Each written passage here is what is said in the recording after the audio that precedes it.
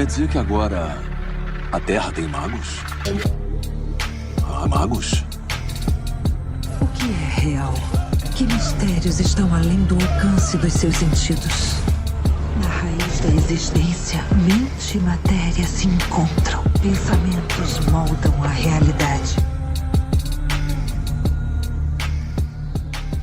Diário Mágico.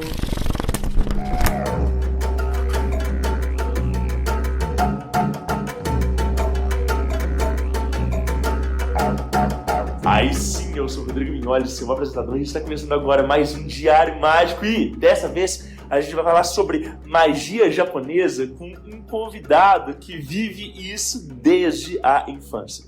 É um tema riquíssimo, vai ser super legal. Mas antes da gente ir para o episódio de fato, deixa eu falar o seguinte. Na sexta-feira agora, dia 2 de agosto de 2024, vai ao ar o Páginas Abertas número 37, em que a gente vai falar sobre a comunhão dos santos, a grande fraternidade universal, a grande loja branca, os sábios ao redor da fogueira, enfim, cada tradição tem um nome para designar aqueles indivíduos que, de alguma forma, alcançaram o ápice, né, vamos colocar assim, né, evolução dentro daquele sistema. Então são indivíduos que não são meros antepassados, mas são ancestrais de fato. São indivíduos que eles são consagrados no sentido de que a obra deles no mundo, né, o legado pessoal deles, lhes permitiu ser lembrados de uma forma especial. E aí, esses indivíduos, eles são, sim, sábios, mas eles também são santos. Eles recebem canonizações por meio da igreja e eles recebem também certas consagrações dentro do imaginário coletivo. Então, para este episódio, que a gente vai começar a introduzir o que são esses seres que de alguma forma têm uma distinção de todos os demais, e que eles representam caminhos possíveis para aquilo que a gente chama de ascensão. Para esse episódio eu preciso de relatos, relatos de conexão e de comunhão, então, com essas inteligências que elas são transcendentais. Podem ser relatos de conexão com santos, santos católicos, e aí a gente não está falando de magia de manifestação, ou seja, não é um resultado de uma reza para um santo. Na verdade, relatos sobre essa conexão e essa comunhão e essa devoção e como que isso resulta numa mudança interna. Ou relatos de contatos com divindades. O momento em que o indivíduo entende que aqueles deuses que ele cultua não são meras figuras conceituais ou parte de um panteão impessoal, mas sim são seres vivos, objetivos, que têm vontades e que se relacionam conosco. Ou mesmo o indivíduo que ele tem contato com alguns seres excelsos, que são inexplicáveis, que eles são completamente diferentes de todo o vocabulário prévio dele, que ele fala assim, putz, isso aqui foi muito diferente, nossa, isso aqui tem um tônus que eu não saberia explicar. São esses relatos que a gente quer. Vocês podem mandar pra gente no DDD 31 97537 5123 ou então no contato @diariomagico.com.br. Essas histórias serão muito bem-vindas e a gente só está começando a falar sobre esse conceito. A gente vai aprofundar muito, mas cada coisa no seu tempo. Então, vamos lá? Vamos abrir esse diário?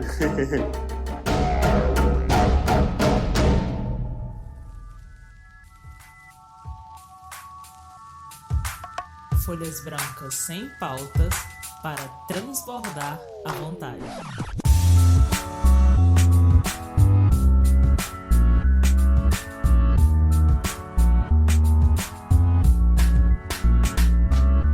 Aí sim! E aí, pessoal, como é que vocês estão? Tudo bem? Hoje eu tenho o prazer de receber no Diário Mágico uma pessoa que esteve na minha vida mágica talvez desde sempre. A gente é amigo desde muito tempo.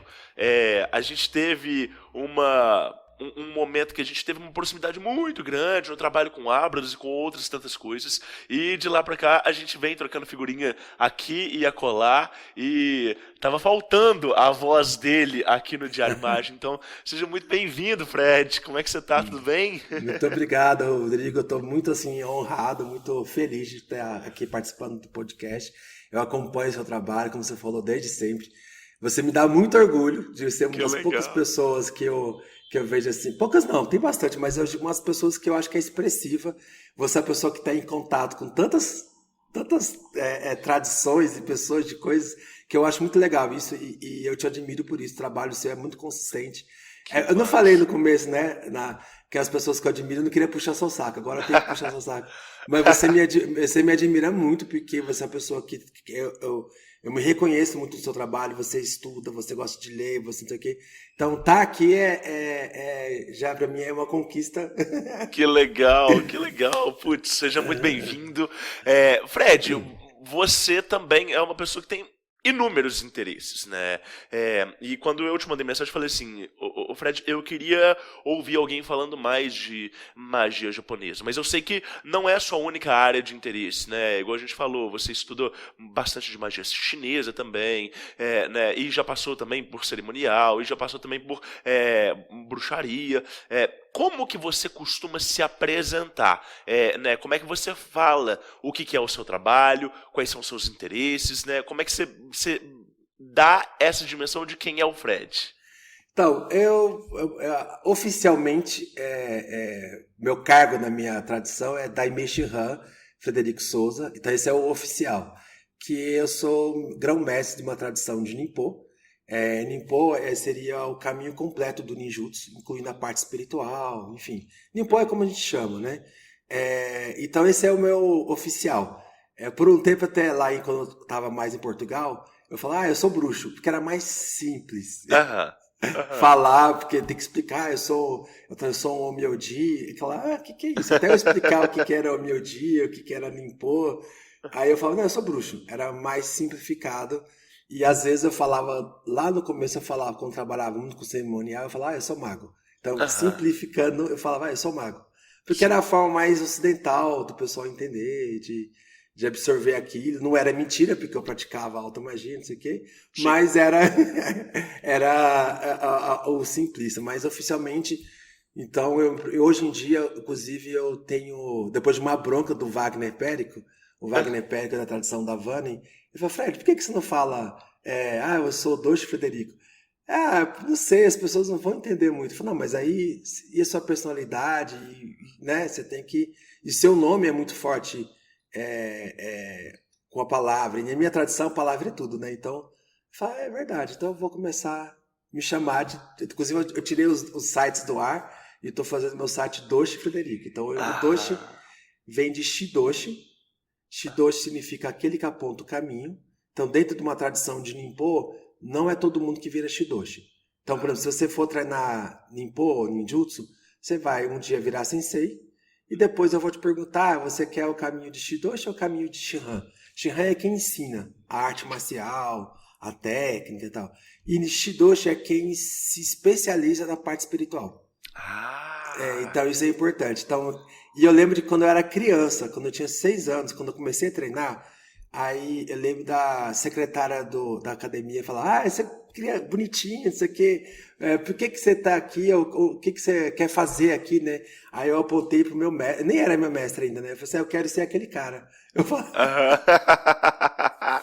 Era uma coisa bem doida, quando eu olhei pra ele, eu falei assim, eu olhei pro ambiente, eu falei, eu quero ser aquele cara. Então, faz sentido eu me chamar de Shidoshi, porque meu mestre era Shidoshi também, né? E depois ele era Daimei Shihan também.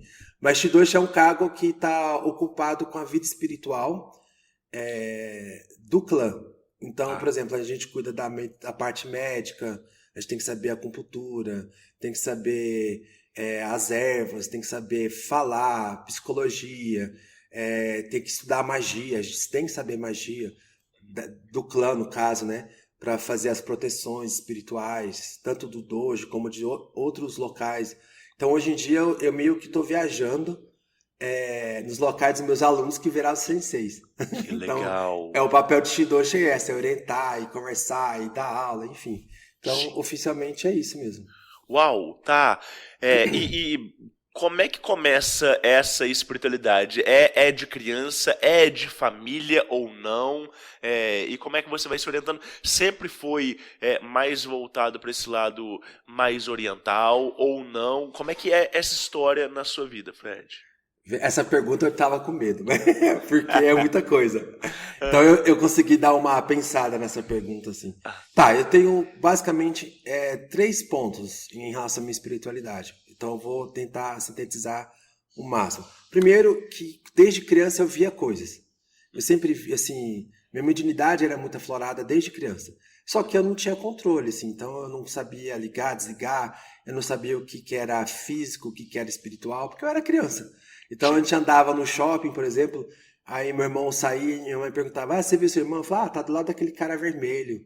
Ou então daquela mulher azul. Não era a mulher de azul, era a mulher azul. Ou então aquele cara colorido. E minha mãe começou a ficar meio maluca. Aí, pra minha sorte, meus pais sempre foram espiritualistas. Né? Isso é... Meu pai, ele é maçom. Não foi, né? Porque ele saiu agora. Mas ele foi maçom. Eu tinha um tio que era da alta magia e minhas tias que eram feiticeiras, até hoje são. Inclusive, elas foram citadas recentemente.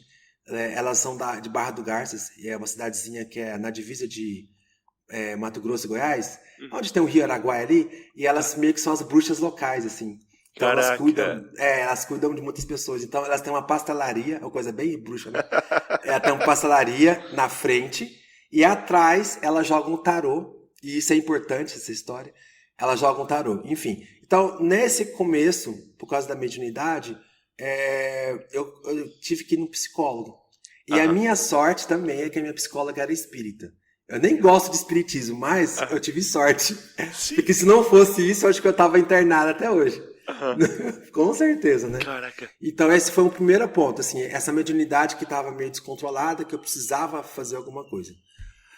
Então, aí meu pai e minha mãe, a segunda coisa, meu background familiar. Então, meu pai e minha mãe, eles têm muita espiritualidade. Hoje eles são evangélicos, mas meu pai é pastor, inclusive minha mãe é missionária. Só que meu pai ama a espiritualidade até hoje. Ele não tem preconceito, ele vem aqui em casa e me pergunta. E ele tem muitos dons espirituais. Ele tem dom de visão, minha mãe tem dons dos sonhos. Então, tudo que eu passo, minha mãe, ela já me liga e fala assim, aconteceu tal coisa, né? E aí, então tem um background das duas famílias. Da parte do meu pai, ele tem... a gente tem descendência do lado dos Balcãs. Então é uma coisa. A gente tem Balcãs e indígenas. Então a família meu pai é metade indígena, que é da minha avó, e outra metade é dos Balcãs e até de Portugal também. Mas é aquela coisa que ele suspeita que são os ciganos, não sei o quê, que foram caminhando, chegou ali em Portugal casou com algum português e veio para o Brasil. Basicamente, eu acho que é o que está mais assim. E da minha mãe tem muito negro e indígena. Então, indígena é muito presente e negro também. Então, da parte do meu pai, é muito engraçado. Mesmo sem combinar, então tem esse tio que ele era da alta magia, praticava goécia, magia salomônica, não sei o quê. Então, você ia na casa dele, tem essas coisas. Meu pai era maçom, mas desde sempre ele era para Seiichi Noe. Ele gostava muito da tradição japonesa. Ele quase casou com uma japonesa, porque ele gosta muito da parte oriental, etc. Enfim. Então, meu pai viajou muito também. Ele estudou nos Estados Unidos, estudou na Inglaterra. Por isso que eu sou inglês, né? Porque eu nasci lá. Sim. Então, ele tem essa abertura. Então, desde sempre em casa, tinha essa coisa a gente vai sair porque a gente vai na reunião da maçonaria, ou então a gente vai num ritual, não sei das quantas, ou vai no tal local, então tem isso.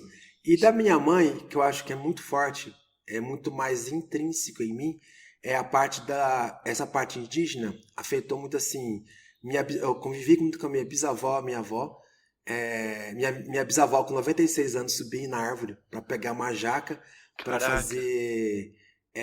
ela usava a jaca como um canal de cura das pessoas. É uma história meio maluca, assim. Então ela tinha uns negócios de materialização, não sei o que, de feitiço. E aí o quintal dela era uma casinha muito pequenininha, de madeira, mas o quintal dela era enorme. A casa dela, assim, o terreno era enorme. Aham. Então tinha ervas que você ia andar com ela, lá, essa aqui serve pra isso, não sei o quê, eu vou fazer isso. E ela tinha as panelas que ninguém podia mexer, porque era para fazer coisas. Então tinha esse. Minha avó, minha mãe, tem isso. Então, por exemplo, a gente tá morando na chácara.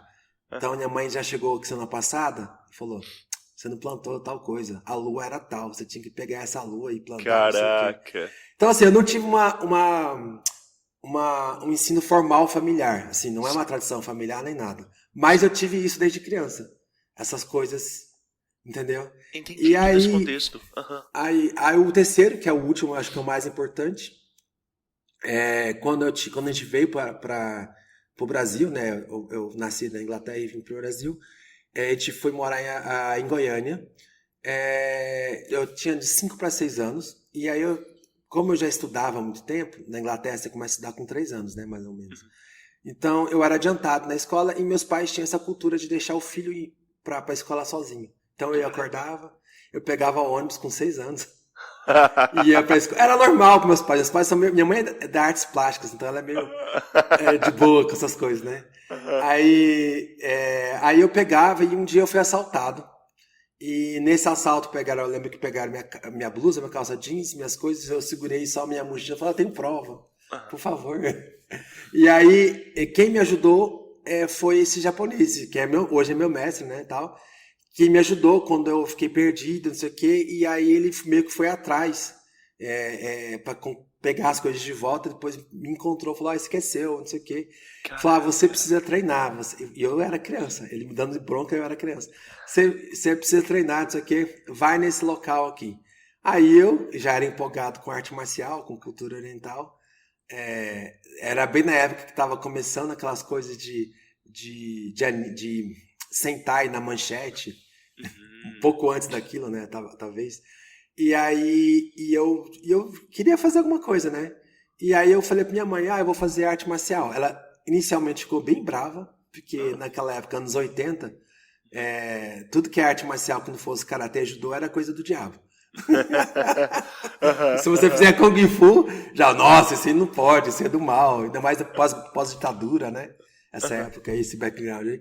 Só que a academia que ele dava aula era do lado de casa. Era assim, eu morava numa rua e ele descia na rua virando, já era a academia dele. Eu falei: nossa, que providencial, caraca. Aí foi essa história. Aí eu cheguei na academia, a mulher: o que você quer ser? Eu falei: eu quero ser ele. Aí porque eu tinha visto ele me ajudou, eu falei: eu quero ser ele nessa coisa do etc. Então aí, quando o meu mestre começou, porque no Ninjutsu a gente tem essa questão de meditação toda a aula, a gente faz muito exercício de energia, de percepção. Ninjutsu é uma arte marcial que é mista, né? Ela é interna e externa. Então tem esse lado interno que é o desenvolvimento da energia, do chi, da percepção das coisas. A gente usa, no combate, a gente usa os pontos de energia para bloquear a pessoa. Enfim, então ele percebeu, e às vezes com a conversa da minha mãe, falando sobre essa coisa do psicólogo, que ela estava preocupado, ele também percebeu que eu tinha mediunidade. Aí um dia, numa aula, porque a aula fazia assim, não era separado, era adultos e crianças, assim, não crianças, mas tinha um grupo misto e um grupo mais velho. Então eu era do grupo mais novo. E aí ele observava que eu ficava olhando para as pessoas e falava alguns comentários, essa coisa, mas por que hoje ele tá verde, por que ele tá azul? Tipo, eu falava essas coisas meio doida, né? Aí ele falou: você tem mediunidade. Aí ele fez uns testes comigo de meditação. E aí ele percebeu, falou: eu vou te ensinar a você ver o mundo real. Mas eu enxergo o mundo real. Ele realmente você enxerga, mas o real das pessoas. Aí ele começou a trabalhar comigo a questão de, em vez de abrir, ele começou a questão de bloquear, de fechar. De fazer exercícios, de regular a energia, descer, né? Que a energia minha estava muito para cima, então ele foi descendo. A própria arte marcial também faz isso, né? E aí eu lembro um dia que ele fez um exercício e ele fechou de uma vez tudo. E eu lembro que eu abri o olho, parecia aquela pessoa que nunca usou óculos. Quando coloca e vê assim, só que para mim foi ao contrário, né? Eu acho que para mim seria importante tirar o óculos, então o óculos espiritual. Aí quando eu vi o mundo físico, assim, que legal. Aí passou mas é sem graça, não tem cor. Caraca. E aí fechou definitivo, não? Como, não entendi a pergunta? Fechou definitivamente a visão? Não, ele falou, inclusive ele falou, foi bom isso, porque ele não quis fechar, ele só me ensinou a fechar, manter uma vibração mais, não tão elevada, assim, né? Fazer um equilíbrio, porque quando a gente vai equilibrar os chakras, você trabalha com isso, né? Então, se tá muito desequilibrado, é alguma coisa no centro, alguma coisa que não tá fazendo a transição, a energia não tá fluindo para alguma coisa. Então, foi isso. Até porque assim, minha mãe tem mediunidade, meu pai tem mediunidade, minha bisavó tinha, minha avó, então isso parece que, sei lá, isso foi, e eu sou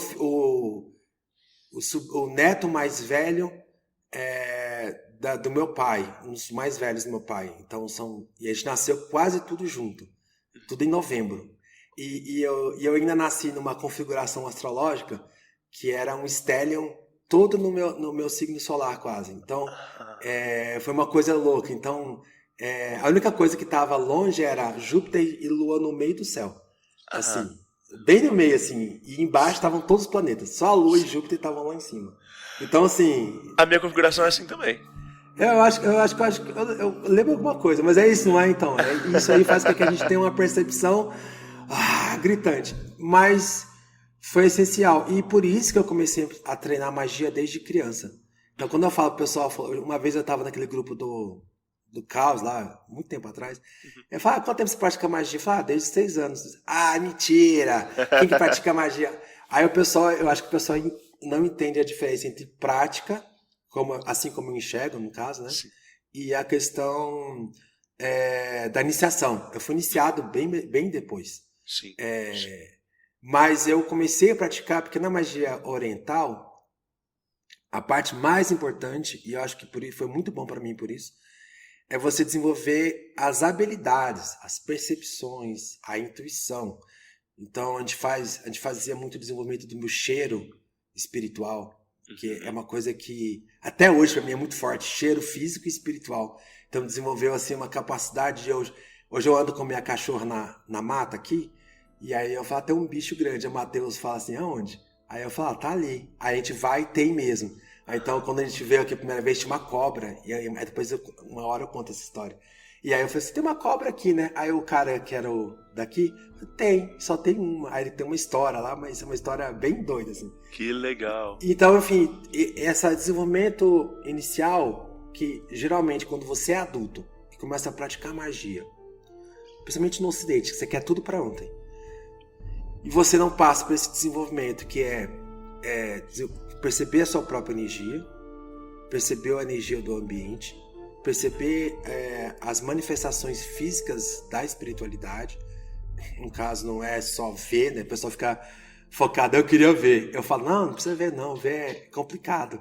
Porque a gente vê muita coisa, né? E às vezes você não quer ver.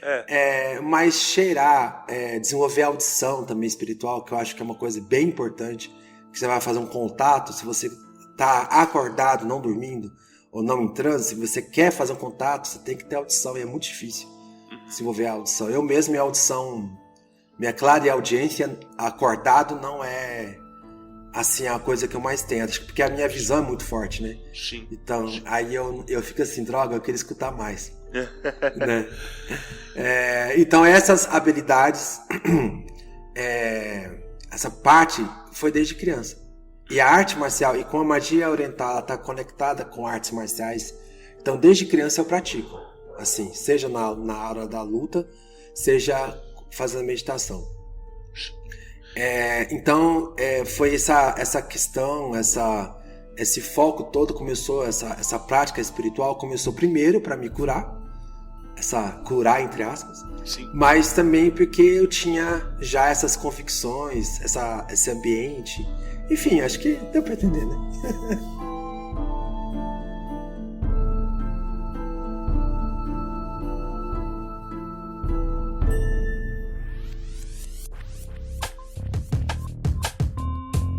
Através do Diário Mágico, o futuro degusta o passado.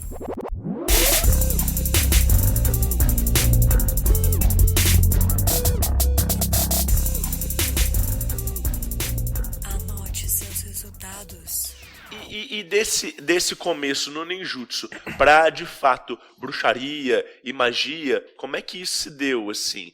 Ou foi o seu próprio mestre quem te apresentou esses caminhos, ou você foi descobrindo isso por conta própria? E não houve conflito, por exemplo, de estar dentro de uma tradição japonesa e praticando arte marcial, uma parada que é mais formal e institucionalizada, e aí, de repente, você começa a estudar outras linhagens, ter outras percepções? Perfeita essa pergunta, hein? A magia em si começou no Ninpo, mas quando meu mestre faleceu eu tinha 15 para 16 anos.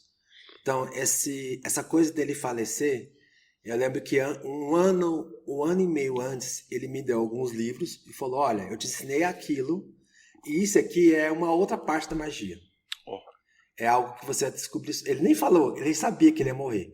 Mas, eu tenho certeza, porque hoje eu sei, né, que ele sabia já. Mas, um ano e pouco antes, ele me deu esses livros e falou assim: ó, tem esse ritual aqui, que é um ritual de emergência.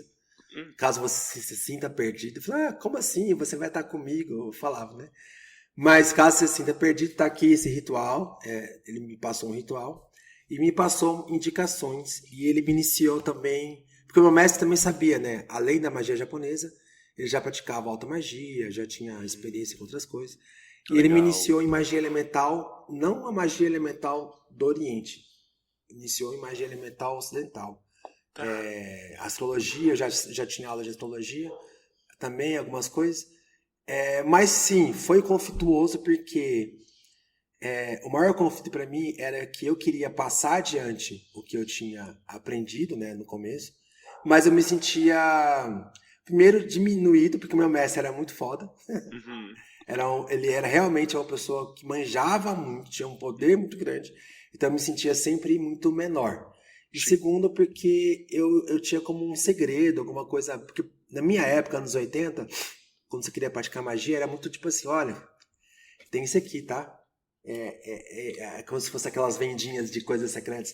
Tem isso aqui, você quer? Mas não podia falar, você não podia falar que você estava praticando aquilo, não era uma coisa. Então tem essa coisa do segredo, tem a coisa como algo muito importante dentro da tradição. Não é qualquer um que aprende magia oriental dentro da minha tradição.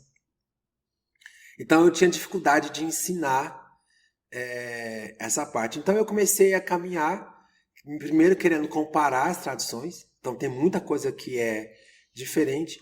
Mas eu vou dizer assim, a magia cerimonial é bem diferente, algumas coisas, a forma de enxergar, do que a magia oriental. Mas a bruxaria, o voodoo, as tradições africanas, a umbanda, tem muita coisa em comum com a magia oriental. Muito. Que legal. Não magia só, mas a tradição esotérica oriental. Lógico que a gente tem que fazer os recortes culturais corretos, né, as construções históricas de cada povo, mas tem muita coisa. Então, e foi as últimas coisas que eu aprendi. Porque eu achava justamente ao contrário, né, que a tradição africana ia ser totalmente diferente, eu tinha preconceito, né, porque na minha época, anos 80, essa coisa do diabo, a macumba, não sei o quê, e eu falava: nossa, se eu for para aí, não sei o quê. Então eu tinha esse preconceito com magia, com a tradição africana. Mas eu negro, imagina. Mas, então, aí a alta magia foi primeiro, e eu passei por esse processo. Depois de um tempo, eu comecei a me interessar por bruxaria. Aí tinha um professor de bruxaria, lá em Barão Geraldo, ou seja, lá em 2005. Bruxaria foi em 2005. A alta magia foi em 94, 95 eu comecei a estudar mais. Sim. Porque meu mestre morreu em 93. Então eu comecei a buscar outras coisas que ele tinha me orientado. Então, em 93 eu comecei a praticar alta magia. Minimamente, né? E pera um pouquinho só. Pronto, faço o nariz. Legal. Então, são fases bem marcadas, né, Fred? São. Você começa estudando ninjutsu e aí vai pra alta magia, fica mais ou menos uns 10 anos estudando ali, depois vai pra bruxaria. Isso. E aí, assim, na bruxaria, eu tive dois dois contatos muito interessantes, que era uma mulher de um shopzinho, que ela vendia coisas esotéricas, e a primeira vez que eu via, eu falei, nossa, uma loja que tem as coisas, não sei o quê. Porque, hoje em dia qualquer loja tem um monte de local esotérico, mas na minha época não tinha uma loja que vendia. Aí uma loja que vende moeda do I Ching, uma loja que não sei o quê, cristais. Então, assim, era muito coisa nova. Não tinha nem livro. O livro que tinha, que eu quando eu ia na biblioteca, ou alguma coisa, era do São Cipriano, que é isso eu desde sempre. Era o Dogma e Ritual de Alta Magia, que tinha um bafomézão na capa. E aí eu olhava assim e falava assim, nossa. E eu comprei, mesmo assim eu comprei, que era da Madras, né? E eu escondia porque minha mãe podia achar que era coisa do diabo. Meu pai sabia que não, porque meu pai era maçom. Então, quando é que ele foi na minha casa, tinha uma estátua do Cernunnos com chifre. Eu conheço.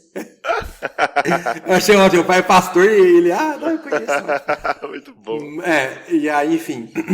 E aí elas me chamaram para um ritual de iniciação em bruxaria. Isso era bem no comecinho. E eu falei, tá bom, né? Vou lá ver o que é isso. Chegou lá, era um ritual dionísico. Então tinha de vinho, tinha que beber vinho, dançar, depois se quisesse tirar roupa e não sei o que, aquela coisa meio bruxaria, não sei o que. Aí isso me chocou. Porque na minha tradição você não precisa tirar roupa, você não precisa... é outro tipo de trabalho, né? Mas aí eu falei, gente, como assim? Aí eu fiquei em choque, mas um choque que foi libertador depois, assim, lá na frente, né? Porque eu não sei se é bom falar, mas eu sou gay, mas eu me descobri gay com 24 anos. Caramba. Eu não sabia que eu era gay. Tá. E foi parte por conta dessa experiência. Não aconteceu nada, mas foi esse estralo que a bruxaria me trouxe, junto com a questão de eu começar a educação física, fazer o curso de educação física. Esse estralo me fez olhar para mim. E é interessante, porque a tradição oriental faz você olhar para você o tempo inteiro. Sim. Que louco, tá? E aí você começou a mesclar bruxaria com magia japonesa, por assim dizer? Então, eu nunca agora eu faço mais coisas, mas eu ainda tinha muito essa coisa de... Eu sou ascendente virgem, né? Então eu separo em caixinhas. Eu consigo... Sabe? É como se a veste cerimonial me ajuda, porque eu consigo separar o momento. Mas isso foi inicialmente, porque eu precisava dessa coisa de separação. Tá. Mas uma coisa que eu tenho na minha tradição tudo que eu vou participar, você perguntou isso também, tudo que eu vou praticar, eu tenho que pedir uma permissão para os ancestrais do clã, ou pedir aconselhamento. Geralmente até com o I Ching mesmo, eu converso muito através do I Ching, e aí para ver se aquilo vai ser bom, qual o direcionamento. E às vezes, depois de um tempo que eu não voltei a falar com meu mestre, que meu mestre faleceu, aí eu fiquei triste, revoltado, fiz várias coisas, né? Não sei o quê. Mas, e teve um momento que ele voltou a aparecer, assim. Olha. Eu lembro que foi um momento, assim, chave da minha vida, porque eu chorei até um monte, porque eu incorporo, né? Eu sou médium de incorporação, mas eu não incorporava, porque na tradição oriental você tem incorporação, muito, inclusive, mas são papéis distintos, assim. É muito parecido com a questão do candomblé. Então, quando alguém incorpora na tradição oriental, é para trazer essa energia de uma divindade, de uma coisa, etc. Mas eu não incorporava, por exemplo, os meus... Hoje eu tenho guias, né? Eu tenho um Pombagira, tenho minhas loas, enfim. Hoje eu trabalho com eles, totalmente, assim. Mas a minha visão era, então, isso aqui é magia oriental, isso aqui... Não é assim, mas eu fazia isso.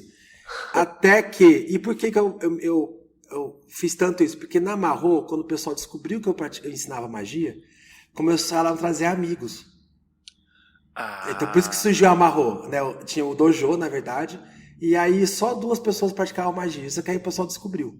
Assim, eu não falava. A Marro era o seu dojo e também escola de magia, é isso? Isso, na verdade começou só como dojo, né? Aí quando começou essa coisa o dojo ensina magia, eu comecei a ensinar, e como um bom ascendente virgem, eu falei, não dá pra bagunçar.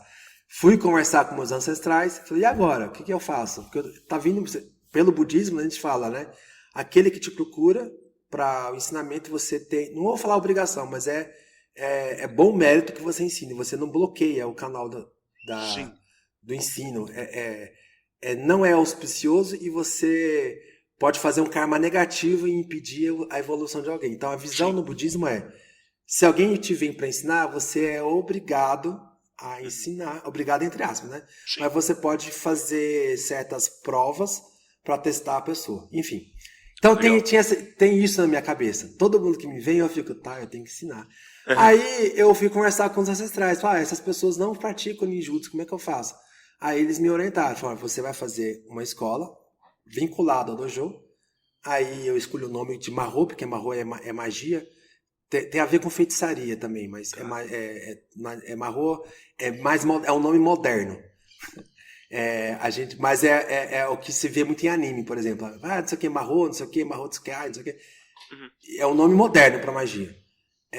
Mas ela tem a ver com feitiçaria. E aí você ensina feitiçaria, magia e vai indo. Só que quando eu vi,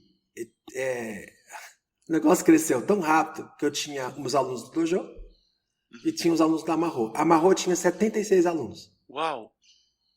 E era uma coisa absurda, assim, no total era 76 alunos. E eu dividi em 3 grupos, mais ou menos. Um grupo que aí eu fiz um currículo, né? Então essa é a coisa do Virgem. Um currículo geral para todo mundo, sobre o que é magia, desenvolvimento, não sei o quê. Aí a partir disso aqui, você quer ser bruxo? Você quer... Eu não fui iniciado em bruxaria formalmente, uma tradição de bruxaria. Eu fiz aula com alguém, aprendi bruxaria por conta própria, eu fui autodidata e eu falava, eu não posso iniciar. Mas depois eu passei por experiências, etc., iniciações verticais, como eu já era iniciado com magia, acabei passando, aí eu falava com meus alunos, olha, eu não pertenço a uma tradição, eu estudei isso, mas eu posso iniciar na magia e na bruxaria eu pratico, isso, se vocês quiserem aprender comigo, eu ensino, mas eu não pertenço a uma tradição formal, eu já estudei essas tradições, mas eu não posso iniciar nessas tradições. Mas enfim, então tinha o grupo de bruxaria, aí eu passei por uma guerra mágica, horrível essa frase, mas passei por uma guerra mágica com um grupo aí muito tempo atrás, e nessa guerra mágica manifestou o Barão Samedi. Olha do voodoo, que eu já tinha interesse. Hoje eu já entendo por quê. E aí eu tive uma visão com ele me deu um livro. Ele falou assim, esse livro aqui, eu só posso contar até aí. Ele me deu um livro, e depois eu fui tentar ver, aí eu conversei com um amigo meu, que era do voodoo, e não sei o quê, eu falei, o que é esse cara? Que eu nunca vi esse cara. E aí ele falou assim, isso aí eu acho que é o Barão Samedi. Aí eu, do voodoo? E na época eu tava passando Coven, não sei o quê. Então, ou seja, aí teve um grupo, vê que eu viajo um pouco, né? Você tem que ancorar de vez em quando. Excelente. Então, tem um grupo que era da bruxaria, um grupo que era de magia geral, magia cerimonial, e um grupo de magia africana, que foi mais tardio um pouco. Esse magia cerimonial era um pessoal que treinava ninjutsu e era da Rosa Cruz. E aí, como eu tinha o conhecimento de magia, eles falaram, eu sou da Rosa Cruz e você tem a parte prática. Na Rosa Cruz a gente fica muito nos nossos exercícios, não sei o quê. Eu queria fazer ritual. Eu falei, bora fazer ritual. E o Omedo, uma das coisas mais importantes do Omedo é exorcismo. Assim, a função oficial do Omedi é fazer o calendário, prever e exorcizar. Exorcizar no contexto da magia oriental, não da Igreja Universal do Reino de Deus. Vamos lá diferenciar, né? E aí eu trabalhava muito, como eu sempre atendi clientes, eu sou acupunturista, sempre que chegava um cliente, que com você acontece muito, eu já vi você falando isso muito, a pessoa chega para te fazer um atendimento X, aí você olha e fala assim, mas não é só isso. Né? Aí, você vê a dimensão do que existe ali por trás, né? Exatamente. Então, ou seja, esses grupos foram surgindo das minhas necessidades de cura das pessoas, dos trabalhos que eu fazia. Aí eu fui fazer mestrado em Reiki, então tinha uma mãe de um aluno que era mestre em Reiki, fui fazer Reiki, aí fui ver, nossa, mas esse Reiki tem mais coisa. Aí fui atrás e descobri que tinha mesmo. Inclusive no Reiki tradicional tem Kujikiri, que eu nem imaginava, tem Kujikiri, tem não sei o quê, tem magia oriental no Reiki, muito, mas o Reiki no Japão, né? O Reiki, se você é mestre de Reiki, você sabe que existe uma grande comunidade de Reiki que ensina a parte de cura, aquela coisa mais básica, mas existe magia do Reiki que anterior já. E tem a ver com a minha tradição, inclusive. Aham. Enfim, olha só que coisa louca. Aí esses grupos foram surgindo. Aí na minha cabeça era, até onde eu vou com isso? Porque eu posso ensinar bruxaria até um ponto, eu tô evoluindo bruxaria, tô indo não sei o quê. Então ou eu vou criar uma tradição, ou vou criar alguma coisa, ou eu vou começar a entrar em contato com outros bruxos. Que foi uma coisa que eu fiz. Enfim, aí então amarrou, chegou uma hora que amarrou, cresceu demais. E aí eu falei, agora, o que eu faço? O que eu faço? Aí fui formando pessoas, aí quando eu me dei por mim, a gente tinha um atendimento gratuito de cura espiritual na sexta. Parecia um banda, legal. mas não era. Aí, e foi quando eu conheci algumas pessoas, tem 2 pessoas que são chaves na minha vida para a tradição africana, que é o Yuri. Yuri é meu aluno, mas ele também foi meu professor da tradição africana. E o Igor, que ele era da Umbanda, ele era feiticeiro e não sei o quê. Eles meio que me apresentaram os meus guias de verdade, porque eu tinha os guias e eu não entendia o que eles eram de verdade, estava muito longe da tradição oriental, mas estavam lá. E aí eles que me mostraram. Então, aí, para voltar pro gancho, amarrou, cresceu, então, na minha cabeça, bom, eu tenho que institucionalizar direito, vamos organizar isso que cresceu, senão eu não vou dar conta.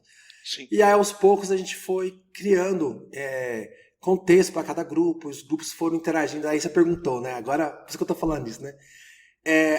No começo era tudo separado. Chegou uma hora que eu comecei a perceber o que estava junto.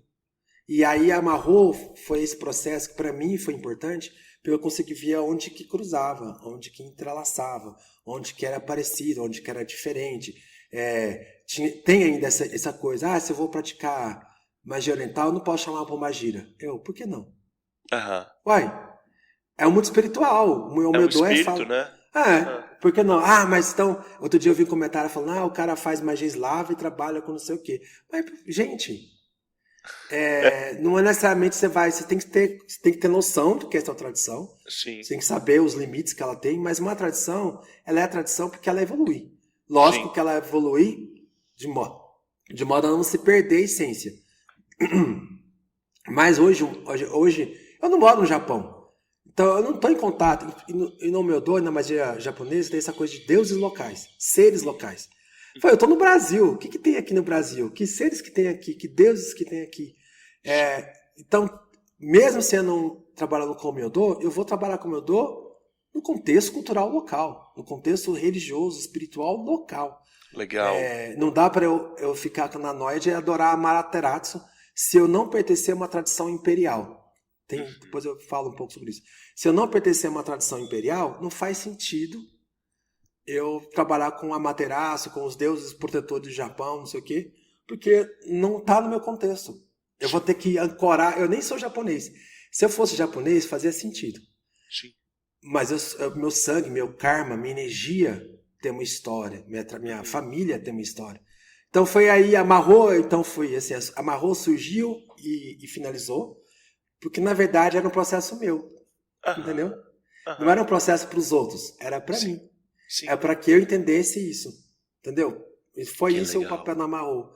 E Amarrou, então, a gente começou em 2005 e terminou em 2013. Não, 2013, ó. 2018.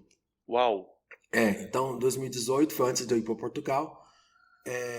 Eu finalizei Amarrou. E foi engraçado porque o ápice da Amarrou foi em 2017.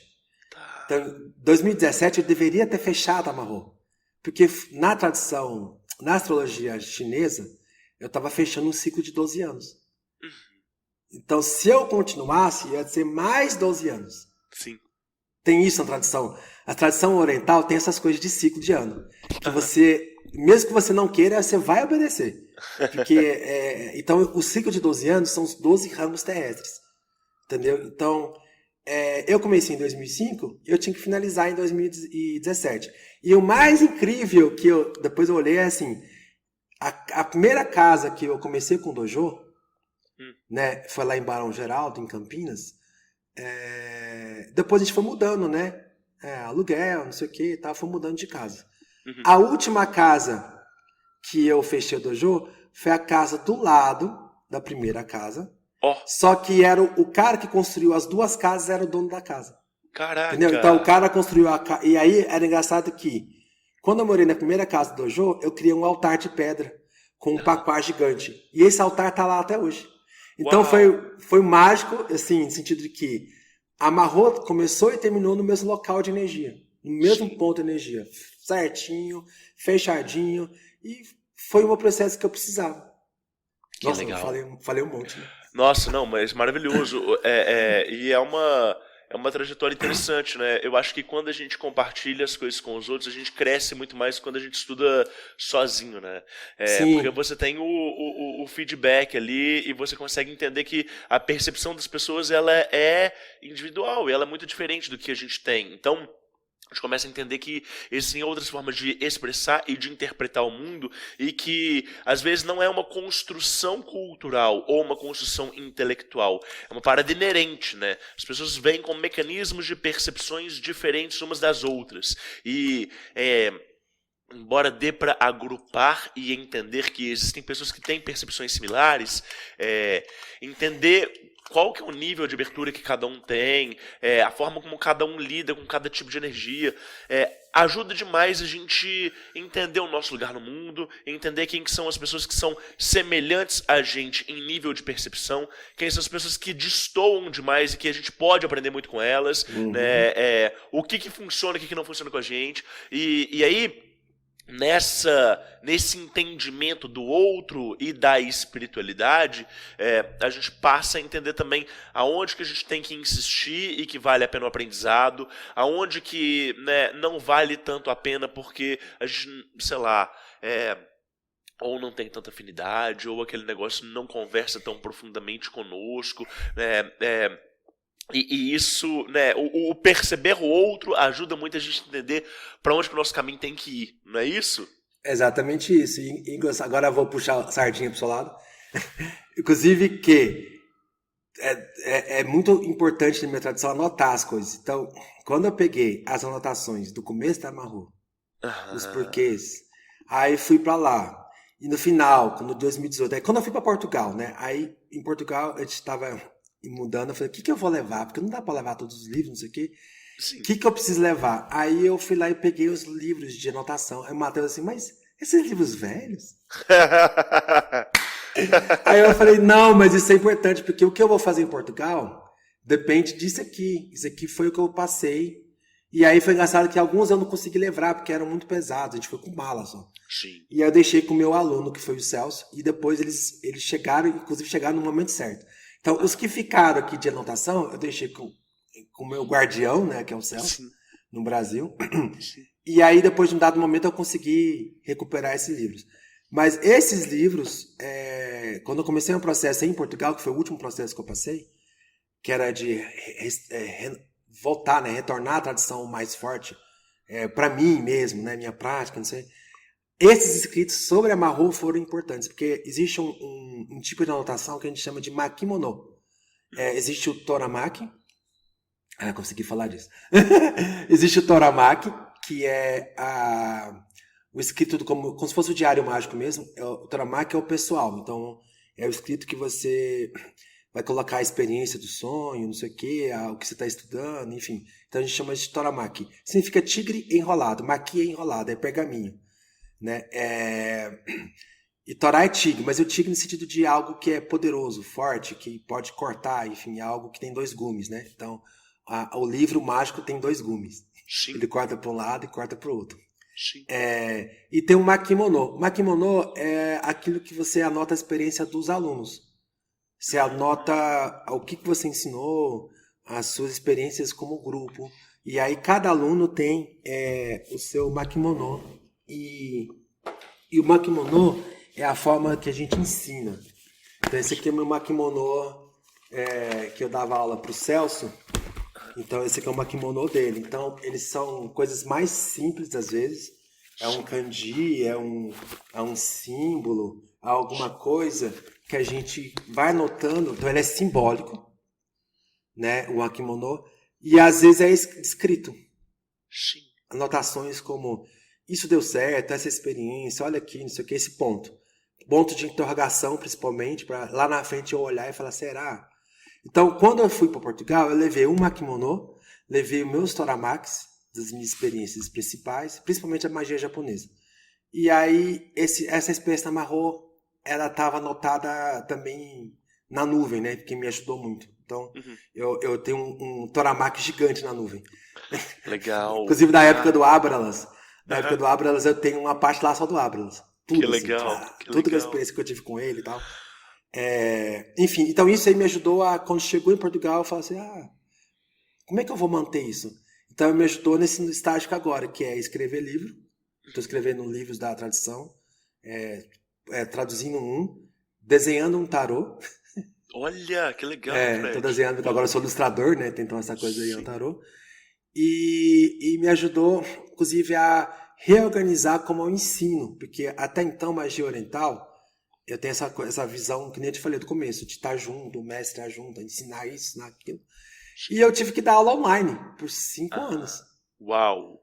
Então, como é que essa transição, se eu não tivesse Marro, eu não ia conseguir. Sim. Eu não ia conseguir entender como passar, o que eu ia fazer, como lidar. Por exemplo, quando eu cheguei em Portugal, que seres são agora? Como é que eu fiz minha experiência lá atrás de achar os seres que eu estava buscando? Sim. Então, a experiência com o voodoo foi muito importante porque foi uma abertura que eu tive para outros seres, que eu já estava muito, entre aspas, engessado naquilo que era da tradição, né? Sim. Eu trabalhava com aquilo. Então, quando eu fui para o voodoo, né? Aí eu desengessei de vez, porque aí eu tive que abrir minha cabeça lá longe. Legal. E aí, quando eu fui para Portugal, foi muito da hora, porque aí eu já tive esse background, não abri uma Marro lá. Falei, não dá para abrir, já foi minha experiência com isso, já conquistei o que eu queria. Sim. E agora eu vou fazer minha prática, eu vou entender. E foi legal porque eu voltei a morar no hemisfério norte, e aí, na magia em geral, tem essa coisa de energia do sul, energia do norte. E na magia chinesa, na magia japonesa, a gente não tem isso. A energia é global. Então a gente enxerga os ciclos como algo global e não sazonal. Tem a sazonalidade, ela é local, mas a gente celebra, a gente faz as coisas no sentido global porque tem a ver com astrologia, tem a ver com momentos energéticos, com as estrelas, tem a ver com outra coisa. E aí, morando no hemisfério norte, eu consegui comprovar que é verdade, que é global mesmo. Porque eu tinha, quando eu estava no Brasil, na Marro, eu ficava assim, eu tenho que inverter tal sentido, eu tenho que fazer isso aqui. Porque na magia cerimonial tem isso, né? Se você tá no sul, você tem que inverter, você tem que isso aqui. E na magia oriental não tem, então eu ficava perdido, porque era esse contraste inicial que a gente comentou, né?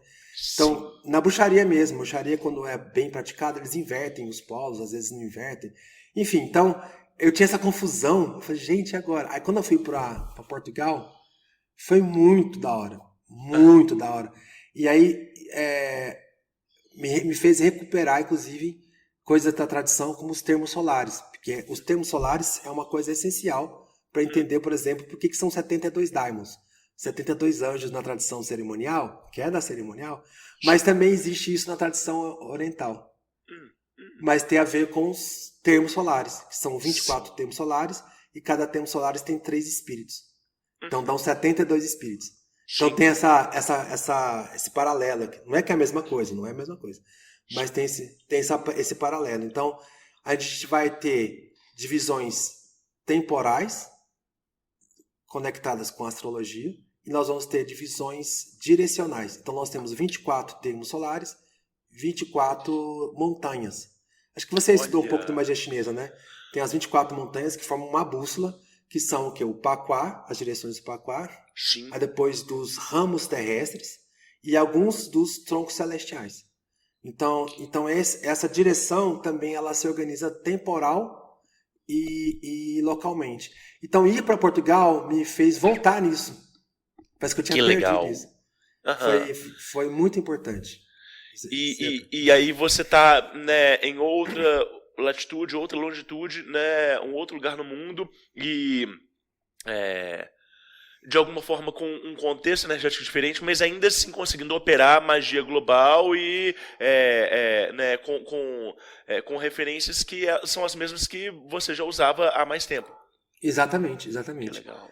E aí, e a grande brincadeira da magia oriental, tô falando da magia oriental, é você entender isso, que existem seres locais. Então, é uma coisa que eu vi num livro que não é de magia oriental, que é do Jason Miller, que é Consorting with Spirits. Sim. Esse livro é bem legal. E ele fala uma coisa que é interessante, que a gente fica tentando falar com a Atena, com Hecate, com não sei o que, não é que elas não vão responder. Esses seres mais, Arcanjo Miguel, não sei o que, eles vão responder. Mas existe uma corte enorme deles, e existem os seres locais. Então é muito mais fácil você ir lá no cemitério, e eu fiz essa experiência lá em Portugal, foi muito da hora. Você vai lá no cemitério, pede permissão, e fala assim, você aí, vamos trabalhar comigo? Entendeu? Eu não fazia isso no Brasil porque já estava engessado com um monte de seres globais, não sei o que, não sei o que. Então Portugal teve essa visão que o global funciona, mas me ajudou a ter um momento para mim, porque na Marró eu tinha 76 alunos, eu tinha assentamento de tudo que é tipo de entidade, não sei o que, eu tinha que ter. E não era minha, era dos alunos, eu tinha que cuidar disso tudo. Então imagina, 76 coisas, assentamentos, era legal, mas no final você sabe que não é legal, porque dá trabalho, É um trampo, etc. E, enfim, então aí eu consegui entrar, e eu tive experiências que foram muito interessantes, que aí também as anotações me ajudaram muito, no sentido de comparar o que eu tive no comecinho, quando eu aprendi com o meu mestre, que meu mestre me ensinou, era orgânico o ensino, e eu anotava tudo, só que eu não entendia tudo que eu anotava. Eu só anotava, o meu mestre falava, anota, aí eu anotava. Então essas anotações do começo me ajudaram a comparar, quando eu fui para Portugal, porque foi o local no mundo que eu mais fiquei depois do Brasil. Eu já morei em vários lugares, mas eu ficava um ano e pouco. Em Portugal foram 5 anos. Entendi. A gente casou lá, né? Então fez vida, fez grupo, foi diferente dos lugares. Então eu tive tempo. E aí eu percebi por que eu não dava certo em outros países, que eu ficava pouco tempo. Porque os lares, os deuses familiares da cidade só foram entrar em contato comigo depois de 1 ano. E foi um marco interessante, isso que é uma coisa do Omeodô que a gente faz. Quando a gente vai para uma cidade nova morar, a gente tem que visitar os marcos espirituais da cidade. Que legal. E você tem que se apresentar. Sim. No Brasil eu já tinha tudo estabilizado, não sei o quê. Nunca me preocupei. Meu mestre já tinha tudo também, então não precisava me preocupar. Sim. E foi a primeira vez que eu tive tempo, que eu tenho essa curiosidade, né? Então eu fui nas estátuas. Você foi lá em Porto visitar a cidade, a gente acabou de se encontrando lá. Mas você lembra? Então tem muitas estátuas, muitos parques. E eu achava engraçado que tinha estátuas de Hermes, de Mercúrio, de Flora. A cidade chamava Gaia. E aí tinha uma tradição celta lá muito importante. E eu lembro que eu comecei a tentar praticar e parecia que travava, assim. Eu fazia minhas práticas em casa, era respeitado enquanto minha casa, no espaço sagrado da casa, mas fora parecia que travava. Eu só consegui abertura para praticar fora e falar com seres, assim, espírito, etc., quando eu visitei os marcos espirituais da cidade. Eu fui tanto nas estátuas, coisa mais nada a ver, né? Eu fui nas igrejas, igreja mesmo católica, nas estátuas e nos parques, onde tem aquelas... Não sei se você chegou aí no Parque da Cidade, acho que você não deu tempo de ir lá, né? Lá tem os monumentos de pedra que foram erguidos há muito tempo atrás. Sim. Então, nos pontos mais antigos. E Portugal é legal porque é uma das cidades mais antigas do mundo em termos de construção na Europa, né? Não consideramos o Oriente, mas na Europa, eles falam que é o local, as cidades mais antigas da Europa é Portugal, porque é onde começou a parte de construir cidades, assim, com maiores, né? Não é a cidade, não são os locais mais antigos, mas eles dizem que a ponte mais antiga está em Portugal, a não sei o que mais antiga está em Portugal, a árvore mais antiga. Tem essas coisas que o português gosta, né? Entendi. Enfim, e aí foi aí que eu consegui entrar em contato. Só aí. Legal. Parece que tinha parece que tinha uma permissão que foi dada.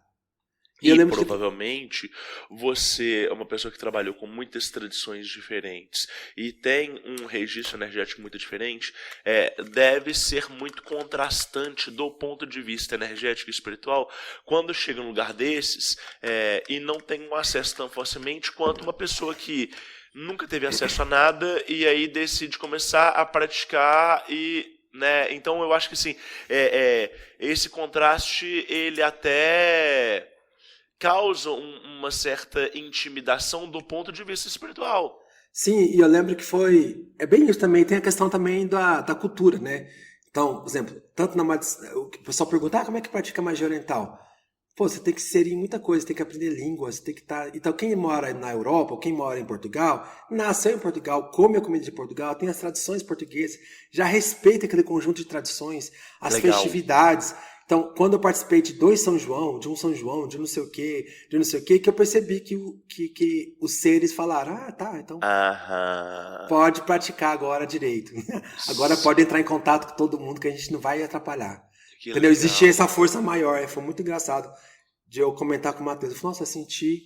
E eu sonhei, né? Porque a gente tem um trabalho de sonhos muito forte. Aí eu sonhei com a entidade vindo falando, agora você pode. Isso aqui Olha liberou. só, que doido. Foi. E é engraçado que na Europa tem isso, né? Dos seres locais, dos seres que controlam a cidade, eles são meio que materializados numa persona. Então, todas as cidades de Portugal, pelo menos, quando você entra no portão da cidade, tem uma estátua, feminina ou masculina, e aquela estátua tem um nome. E aí, geralmente, ou é o nome da cidade, ou tem um outro nome. Por exemplo, lá em Portugal é o dragão. Sim. Né? É o dragão, ele chamou de dragão. Então é um guerreiro, ele tem um dragão enrolado. Tanto é que o símbolo de Portugal é um dragão, né? Também.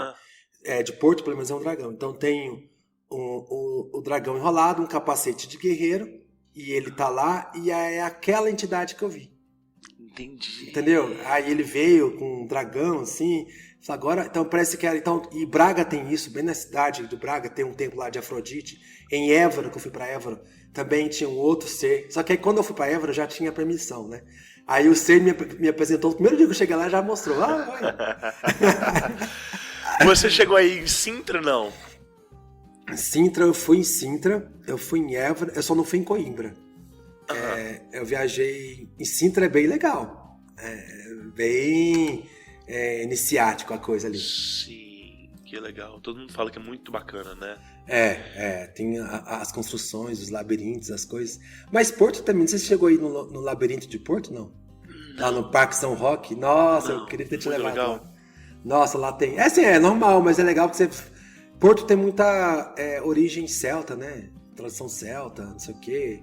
Não é tradição só romana. Então tem a tradição romana, a tradição celta. Então você vê isso nos caminhos que você vai, nos caminhos de pedra. Portugal é legal quando você fica mais de 2 semanas para conhecer. Porque aí você faz os turísticos. Sim. E depois você faz o turístico. Alternativo. É alternativo e espiritual. É a mesma coisa Barcelona. Barcelona tem lá não sei o que, mas tem lá umas vielinhas no bairro gótico. Tem não sei o que.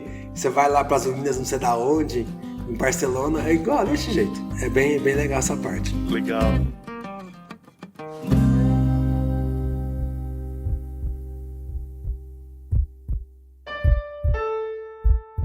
Não importa o que dizem a você, palavras e ideias podem mudar o mundo.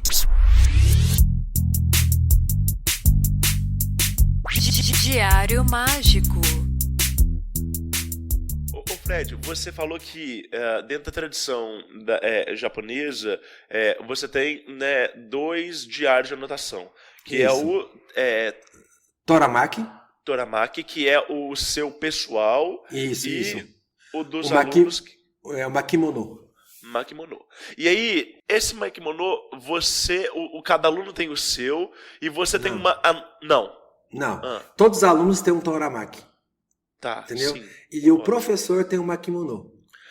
Aí existe não é nem makimono que a gente chama, existe os grimórios, que tem um nome específico, cada grimório tem um nome. Então, sei lá, grimório do dragão, grimório da não sei o que, negro, só que tudo é maki. Maki significa pergaminho. Nem é mais, pra ver que isso aqui é chinês, ó. Essa aqui é uma encarnação chinesa. pessoal não vai dar pra ver, né? É. Mas esse aqui é uma encarnação chinesa. Então, esse aqui é moderno. Porque é uma forma de encarnar como um livro. Mas, em geral, no comecinho era um couro, e aí o papel de arroz em cima do couro, e aí enrolava, que ele chamava maqui. Esse aqui é um makimono de não sei o quê. Esse aqui é um makimono. Então, tem esse contexto de ser uma disciplina de alguma coisa. Então, tinha, por exemplo, tem makimono só do Kujikiri. Então, a gente chama isso de makimono. Só que aí o makimono vai ganhar um outro nome. Por exemplo, o do Kujikiri, a gente chama Kujigoshinbo. Ou seja, eles colocam, traduzindo seria método espiritual das 9 sílabas. Então, o makimono ganha um nome. Entendi. Então, aquele escrito ganha um nome. Então, o makimono do Celso, aí vai ter o nome do Celso. Então, Entendi. entendeu? Seitou Celso, não sei o que, makimono. Então, seitou isso aqui, depende de como foi o contexto que foi ensinado. Então, o professor tem o makimono de cada aluno, tem o makimono da experiência dele como professor, falando o que ele conseguiu ensinar, trabalhar, e tem o Toramaki, que seria o livro que... o pessoal. Aí, além desses, a gente tem um livro de selos, que é extremamente importante dentro da nossa tradição, essa questão dos selos, já vou falar sobre isso. Então, a gente anota todos os selos e símbolos mágicos, e também aquilo que é passado. Então, a transmissão é feita através dos sigilos. Isso é muito interessante importar. A tradição é passada através dos sigilos, das chaves mágicas, das formas de japa, que são as invocações, e as kotodama, etc., que são as chaves que ativam os talismãs. Então, a tradição japonesa ela é talismânica, um monte de talismânica. Porque o talismã, que a gente conhece como ofudá, né, é muito importante dentro daquilo. Então, voltando só para a escrita, que é o que você está perguntando, então, a tradição ela sempre é passada através disso. Então, nós temos, quando você está aprendendo, você escreve em Toramaki. Aliás, a vida inteira você vai usar o Toramaki, mesmo como professor. Mas aí depois, quando você vai virar professor, e vai virar mestre, não sei o quê, quando você for representante da tradição, você vai começando a organizar outros makimono. Então, aí você tem o livro de selos, você tem um livro de entoações, você vai ter o livro lá dos seres, que é um tal. E no meu caso, eu ainda, como eu trabalhava com encarnação artística, né? Eu fiz um livrão assim, grossão. Não sei se dá. Depois eu... Tem um livrão grossão que eu separei todos esses livros por partes. Então, esse livrão grossão tem hoje os livros que eu fiz dentro dele. Entendeu? Sim. Passados a limpo, organizados, bonitinho e tal. Então, existe esse contexto, né? Mas você falou que o makimono ele é do professor para cada aluno. Então é o professor que anota nele. Isso, é o professor que anota nele e os alunos anotam no Toramaki deles, pessoal. Entendi. Então todos os alunos têm. Então é como se fosse o registro do avanço de cada aluno dentro daquela tradição. Isso, eu vou te explicar porque é assim, rapidinho. Na tradição japonesa, agora especificamente na tradição japonesa, ou você aprende por sistema de Menkyo, ou de Ikkyudan. Ikkyudan é o que a gente vê na arte marcial. Você tem, moderna, né, no caso. Você tem um grupo de técnicas que você aprende, chegou naquele nível, você faz uma prova, você ganhou o Ikkyu. Então, a faixa branca é o 11º Ikkyu. A faixa, antes da faixa preta, é o primeiro Ikkyu.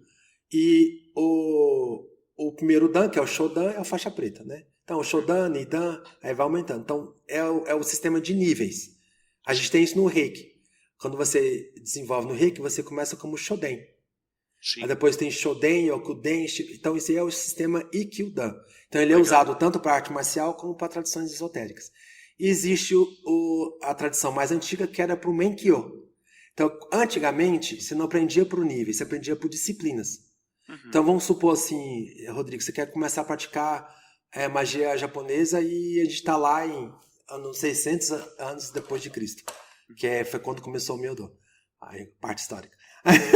Aí tá lá o Rodrigão, lá querendo aprender o Myodo. Aí a primeira coisa que você vai fazer é tirar uma certificação de direções. Você tem que reconhecer direções. Aí você ganha a certificação. Quando você ganhar a certificação, você vai para outro professor. Esse professor aqui ele vai te ensinar a certificação de perceber as estrelas. Aí tirava a certificação. Então, tem isso. E a gente chama isso de Menkyo, ou seja, certificado. É tipo um certificado. Tá? Então, aí, e isso também tem uma importância política também, que já pontuo depois lá na frente, que foi essencial para o que a gente pratica de Omeodô hoje. Né? Ela é por certificação também. Mas voltando, então é isso. Então, o Toramaki era uma forma de você incluir na certificação. Então, o seu registro, Sim. ele era olhado para saber se você era realmente professor daquele aluno. Porque isso é importante. A forma com que você registra e a ordem de registro indicam quem você é e que aluno que você é de quem. Então, por exemplo, meus alunos, eu sempre ensino o Toramaki, as 9 primeiras páginas tem que ser assim. A partir da 9ª página em diante é pessoal. Mas as 9 primeiras tem que ter essa construção. Entendi. Então, qualquer aluno meu vai reconhecer qualquer outro aluno meu, se pegar o Toramaki e ver. Porque vai estar lá, ó, a primeira página é isso, a segunda página é isso, a terceira página é isso, e a última página é isso. Sim. Entendeu? Que demais. A outra coisa é que Tá, então agora eu vou falar essa parte que eu acho importante. O Toramaki também ele é extremamente importante para você criar seus próprios ofudás. Existem os ofudás que são passados na tradição. Então, ofudá para consagrar água, ofudá para proteger a direção leste, ofudá para curar epilepsia, tem ofudá para tudo. Tudo mesmo. Os ofudás são feitiços? São talismãs. Talismãs. Sim. Então, o que é o ofudá? Então, eu vou falar agora uma parte bem que eu fiquei refletindo lá em Portugal. O ofudá é a síntese simbólica de um ritual, ou de um encantamento, ou de uma prática. Só que ela só vai funcionar se você tiver anotado no Toramaki. Por quê? O Toramaki, existe um processo ritualístico que você faz com o Toramaki, que você desperta ele não é só um livro, ele é uma entidade, ele realmente fala, conversa com você, te dá intuição. Inclusive tem coisa que eu estou fazendo um feitiço, que o meu Toramaki, eu escuto assim, e aquele feitiço lá que você fez em tal ano? Porque é muita coisa, Rodrigo, não tem como você lembrar de tudo. Aquele lá que você fez em tal dia vai funcionar para isso, desse jeito. Então é engraçado, só que o que é essa entidade? É você mesmo, na verdade. O Toramaki, na verdade, é o seu reflexo. A gente tem uma frase que a gente fala para consagrar o Toramaki em português, que seria assim, tudo que eu escreva nele se torna realidade, porque ele também será escrito no livro da verdade da vida. Isso é a tradução adaptada para o Ocidente, para entender. Sim. Perfeito. Mas é isso, essa frase é o que significa o Toramaki. É tudo que eu estou registrando se torna realidade. Se torna realidade aonde? Em mim, na minha aura, no meu corpo áurico, no meu corpo espiritual, no meu templo astral. Então aquilo vai sendo registrado. Inclusive no templo astral, tem um registro, no meu templo astral, tem um registro dos Toramakis de todos os meus antecessores. Então quando eu vou para o meu templo astral, eu posso acessar o conhecimento de todos os meus antecessores lá no templo astral. Ou seja, registro, na minha tradição, é essencial. Sim. Tá? Que legal. E eu vou te falar até também por que agora. Então, ou seja, tudo que o ofudá, ele só vai ser um ofudá. Então, a pessoa fala, mas eu estou criando alguma coisa, não sei o quê. Então, quem é de tradição não vai criar. Vai usar o ofudá da tradição Baoshan, vai usar aquele ofudá X. Ele vai falar, esse aqui funciona porque da tradição ele esquece que alguém teve que criar primeiro. Né? O pessoal fala, isso aqui é magia do caos, esses ofudás da Benebel. O pessoal critica a Benebel e fala assim, isso aqui é magia do caos de ofudá. Não é. É que o ofudá é um conjunto de símbolos pessoais, empoderados através da sua prática, da sua coisa, e principalmente que foram registrados no seu Toramaki. Sim. Então, existe, quando você pega um pergaminho, um grimório japonês ou chinês, eu estava até estudando ontem, que ele, no final do grimório, ele coloca todos os sigilos mágicos vinculados, nesse caso era de medicina. No final ele coloca um símbolo para cada e embaixo ele coloca o kanji, que significa aquilo. Então ele registra. Aí então, agora eu vou falar sobre uma coisa importante da minha tradição, mas tem a ver com a escrita. na tradição oriental, asiática, né? A palavra é sagrada. Isso tem a ver com toda uma construção, seja o olhar de Saraswati. Lá no Japão, você foi no templo, o Rodrigo, quando você viajou, e eu fiquei, eu quero ir nesse templo. Que é um dos templos onde tem uma imagem, onde tem Benzaiten e tem Kanon. Eu lembro que você fez um vídeo passando, e eu falei, Benzaiten, Kanon! Porque são as divindades mais cultuadas no Japão, é Kanon, que é Kuan Yin, e Benzaiten. Benzaiten só perde para Kanon, por quê? Porque Kanon é o som. E Benzaiten é a palavra escrita. Então, Saraswati, né, na tradição indiana, ela deu origem aos mantras, aos sons. Inclusive, ela é consorte de Brahma, ela é o outro lado de Brahma, e Brahma criou o mundo através da Saraswati. Então, falava assim, elefante, surgiu um elefante. Tá? A palavra tem poder, a palavra em si vibra. Sim. Então, até separei com a anotação, para não esquecer, porque eu sou desses que esquecem e viaja e não sei o quê. E eu, tá aqui a anotação. Eu coloquei aqui porque, minha filha, se eu não falar as coisas, se eu não colocar aqui... Então, na tradição oriental, a gente tem a palavra, que são as primeiras coisas que surgiram, né, no universo, o alfabeto sânscrito, o Devanagari, né, que é a língua do sagrada, né, que é a escrita sagrada, o Siddham, que é a escrita sagrada, ele, na verdade, são os símbolos que são da magia oriental, eles foram criados através de processos ritualísticos, seja na China, seja na Índia, seja no Japão. Então, no caso a gente tem esses processos, e na tradição chinesa, que é o kanji japonês vem da China, né? Ele tem o hiragana, katana, que é japonês, mas tem o kanji. O kanji, por exemplo, é o resultado de rituais que criaram sigilos e símbolos para cada ideia do oráculo de ossos. Então, os xamãs lá atrás, foi da onde começou a tradição esotérica japonesa, vieram dos xamãs.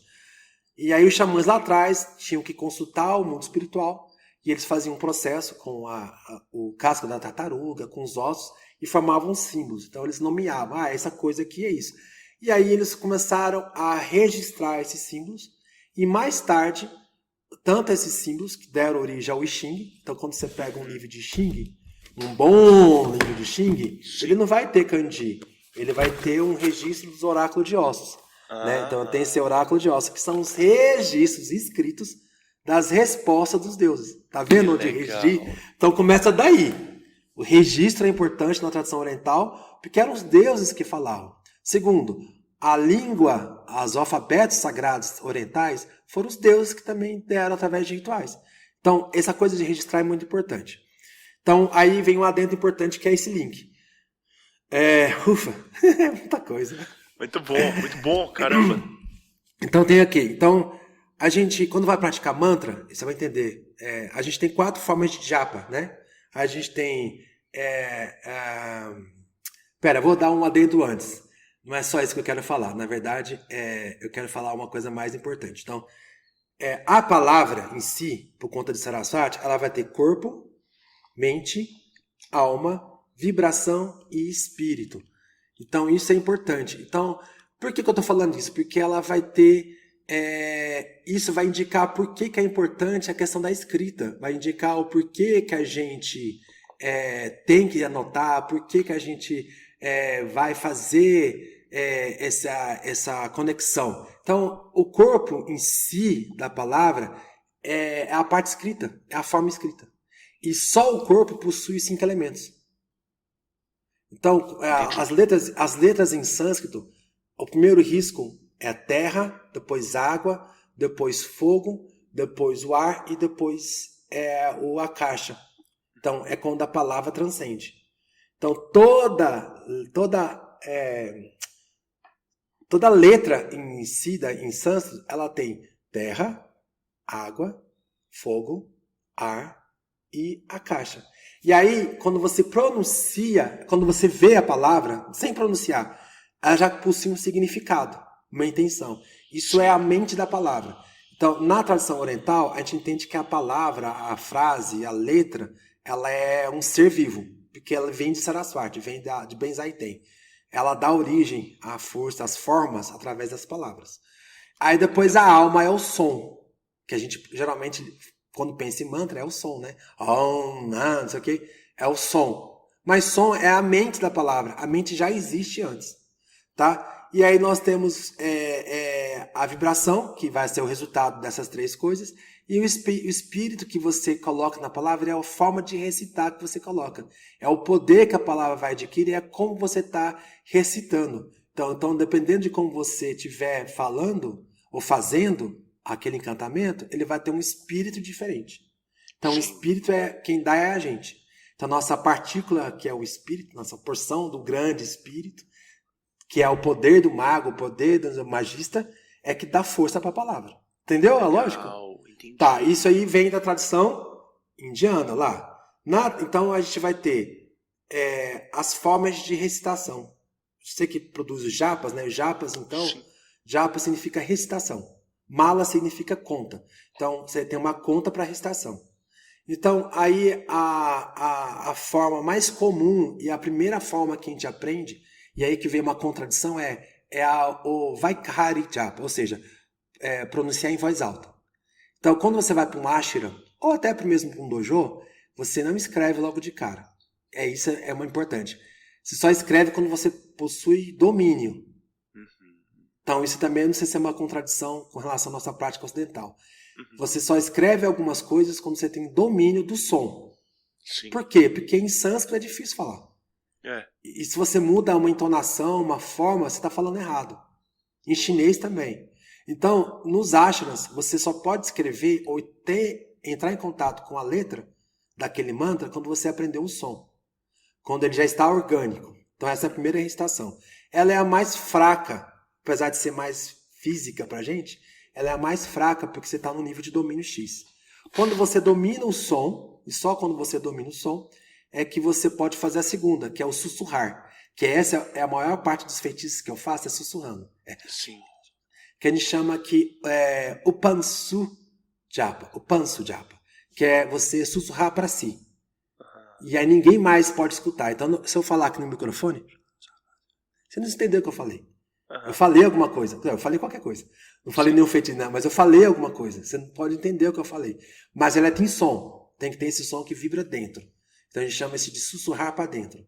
E depois tem a terceira forma de praticar uma palavra, que é mental. Você constrói o construto mental da palavra, do significado. E a forma mais forte de fazer o mantra, sabe como que é? Escrevendo. Que é o Likhita Japa. É aquilo que é feito por escrito. Então isso vai transmigrando da Índia, Tibete, China, Coreia e chega no Japão. Sim. Por isso que a magia escrita no Japão é extremamente importante. Que Porque legal. vai carregando de significados em cada país. Em cada parte que vai pegando, vai tendo essa visão, né, das formas de recitação para a coisa. Agora, bom, falando né, especificamente assim, de Diário Mágico, né, e de então Toramaki, ele tem que ser escrito à mão ou não? Hoje em dia já dá para as pessoas adaptarem para meios digitais. Como que você entende isso? Se eu falar que não tem como ser digital, eu ia estar sendo hipócrita, mas oficialmente aquilo que você faz tem que ser registrado à mão. Aí tem um lance da tinta, do lápis. O lápis pode ser grafite, pode ser tinta. São as coisas. No Toramaki tem partes que são para ritualísticas. Então a gente usa os símbolos, algumas coisas para conjurar alguma coisa. Então tem esse lado. Mas a parte... Por exemplo, para agilizar o processo, que meus alunos fazem hoje em dia, né? Porque essa coisa... Tem aluno que grava e já sai... grava o que eu falei, já sai transcrito ali na gravação, não sei o quê. Mas não serve como Toramaki, serve como registro. Registro, entendi. A gente pode até olhar. Porque aquilo que eu falei no começo, o Toramaki, ele só vai se tornar realidade quando você escreve, porque o caderno foi consagrado para tal coisa, não sei o quê. Sim. E existem formas de registrar também. Você não precisa, por exemplo, colocar 100% do que aconteceu. E geralmente a gente não indica para fazer isso.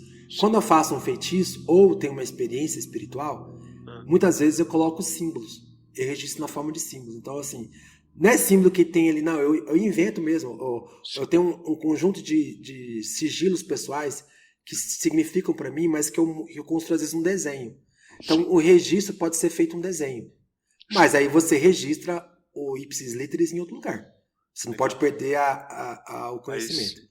Então, o registrar fisicamente não precisa ser as palavras todas, não sei o quê. Você precisa, por exemplo, fazer algum símbolo que você vai bater o olho e vai se conectar energeticamente com aquilo. Então, é necessário o registro físico, mas ele não precisa ser ipsis literis. Você pode registrar. Eu tenho, meu Toramak virtual começou foi quando eu comecei a mexer com o computador, foi em 95. Então, de 95 para cá, eu tenho registro de magia até os dias atuais. Então, às vezes eu olho assim e falo, nossa. Mas aí é bom porque aí eu posso fazer uma filtragem de coisas. Sim. Né? Porque quando eu vou registrar hoje no Toramak, que é uma coisa que eu registrei no computador, na nuvem, eu faço um filtro, eu olho, isso aqui estava errado, eu faço uma anotação, né? Deu errado isso aqui deu certo, eu melhorei assim, só que aí no Toramak eu já coloco a fórmula final. Né? Entendi. Entendeu? Então tem isso. Mas o processo também às vezes é bom, porque, por exemplo, o grão-mestre ou o sucessor de um mestre, ele herda todos os registros físicos. Caramba. Então todos os processos do meu mestre eu tenho lá anotado. E para mim é importante, aliás, para a tradição é importante, porque uma vez que você tem os registros dos mestres, Sim. você sabe onde eles erraram. Então você consegue melhorar a tradição. Então a gente tem essa visão da tradição como algo não engessado, mas algo que evolui. Sim. Justamente porque foi registrado. Por que eu vou registrar se eu não vou usar isso? Quando eu morrer, quem que vai ler? Os alunos. Então o representante de cada mestre, hoje em dia, se eu fosse morrer hoje, Deus me... se eu fosse morrer, eu ia passar antes pro Celso, que é meu aluno mais antigo, que é o aluno que está desde o começo, que é o aluno que está comigo há 25 anos. Uau. Entendeu? E se eu tiver os meus filhos, obviamente meus filhos também, a questão de sangue é importante na tradição oriental também. E aí, essa coisa de confeccionar o Toramak, ter uma tinta ou grafite específico, isso tudo é consagrado, não? Tudo consagrado. Existe uma lógica da consagração em si, como é com a gente também, né?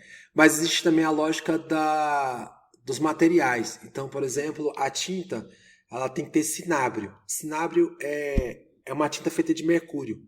Eles entendem que é o cinábrio, isso na tradição chinesa, né?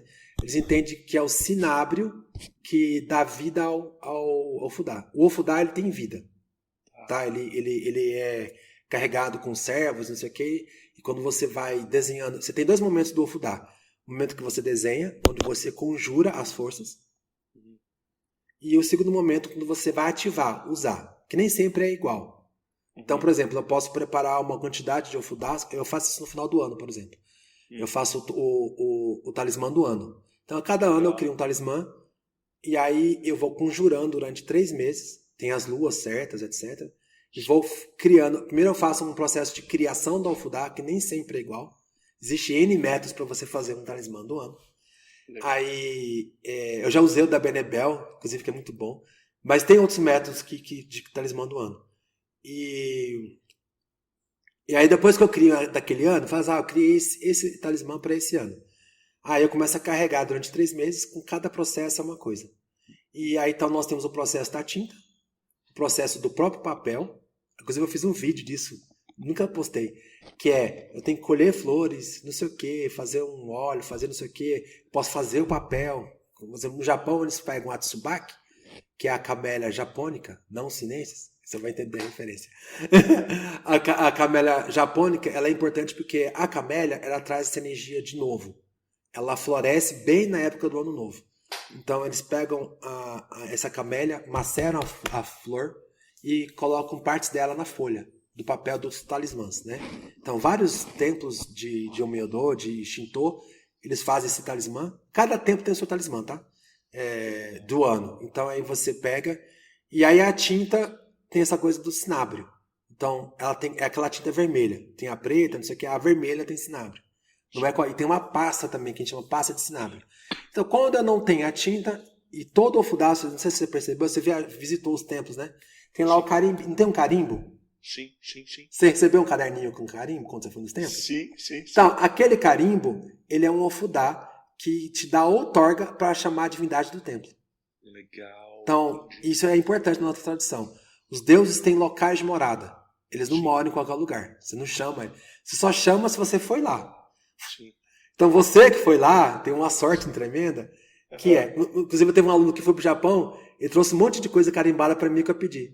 Pessoal, traz aí carimbo de tal. Por quê? Ah, mas isso aqui é baratinho. Traz pra mim. Porque significa que você pisou lá e esse registro, essa tinta, esse carimbo, ele é feito com cinábrio. E esse registro te dá poder de chamar o nome daquela divindade. Legal. Aí você pode usar. Inclusive, não sei se você viu lá nos templos, tem os mamores, né? O mamori, na verdade, é um ofudá pequenininho, que é feito um talismãzinho. Então tem mamori para emprego, mamori para vida não sei o que, etc. Enfim, e o pessoal traz aquilo ali. Então isso aí é uma forma de você conectar com a divindade local. Entendeu? Aí o ofudá é isso. Então o ofudá é esse processo. E aí o sigilo, você pode criar algo para aquele ano. E você pode usar tanto os sigilos tradicionais, como os seus sigilos pessoais que você vai criando com a sua prática. Sim. E é por isso que eu falei, o ofudá só funciona porque quando a gente registra no Toramaki, para cada... Por exemplo, eu fazia a magia cerimonial. Então, não sei se é assim que você consagra, mas eu aprendi assim. Para consagrar água, você coloca sal, incenso, sopra 3 vezes, fala o nome de Yud He, Vav He 3 vezes, e não sei o que, papai faz imposição de mão, visualiza isso, não sei o que. Eu peguei e fiz uma ofudá. Só que aí, qual que é a lógica? Eu pratiquei isso fisicamente, toda a magia cerimonial, ela ficou orgânica em mim, eu entendi com o meu corpo, ela ficou registrada na minha aura, eu registrei no meu Toramaki, e depois eu criei, com os símbolos da minha tradição e com meus sigilos pessoais, eu fiz um símbolo para cada parte do ritual. Legal. E aí, para cada uma dessa parte ritual, eu criei um Okotodama quando eu for riscar. Então, eu não por exemplo, vou falar da consagração da água. Eu falo mais ou menos assim, quando eu estou desenhando.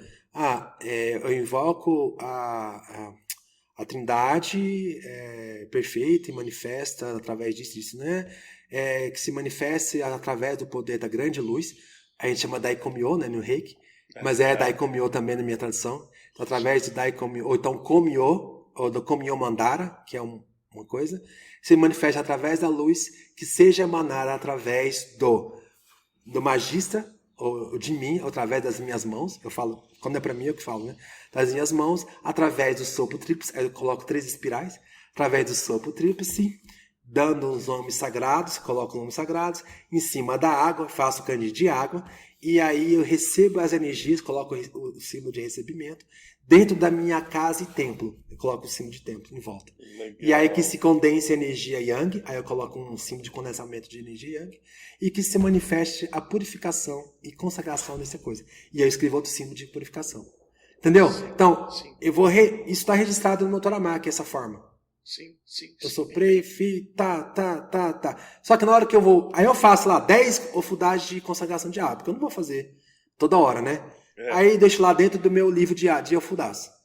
Aí quando eu quero, aí eu pego ativo, sei lá, eu posso colocar um pouquinho no cristal, ativo a energia, aí eu faço o selo de carregamento, e aí eu ativo primeiro, eu ativo com a fala que eu uso. Então eu coloquei para ativar essa ofudá o mantra da luz, que é como eu trabalho com a luz. Então eu faço Om Bhagavaruchana Mahamudra Om. Isso já é a ativação verbal e eu sopro isso na ofudá. E aí depois o que eu faço? Eu pego essa ofudá, né, e eu faço os kujikris, faço a marcação, ativo a energia dela, ela pulsa. Quando ela pulsa, eu jogo ela no fogo. Aí esse fogo eu jogo dentro da vasilha de água. Sim. Só que isso demora 1 minuto. Entendeu? Não é que não estou desprezando a cerimonial. A cerimonial é importante. Mas o processo que eu passei da cerimonial ou da consagração da água no Japão, tanto é que no Japão, quando a gente vai consagrar água, a gente faz 3 palavras só. A gente consagra assim.